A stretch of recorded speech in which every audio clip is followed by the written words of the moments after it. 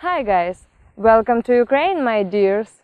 If you were born in the 90s in Ukraine like me, then for playing instead of toys you had stones, sticks, used injection shots of addicts and such incredible scary Soviet dolls. I hate this stuff. They always scared me so much in my childhood. The impression these dolls made, it's like they crawl out of the reactor of the Chernobyl nuclear power plant. By the way, not far from the capital of Ukraine, Kiev, where I am from, they look like they can easily kill Pennywise, the dancing clown. But I'm grown up and I'm big girl now.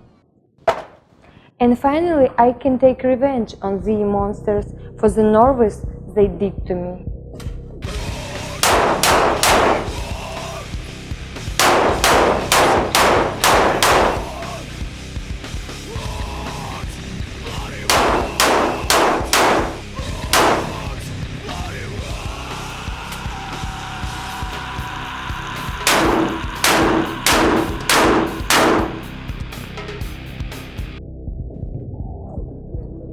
Mission complete.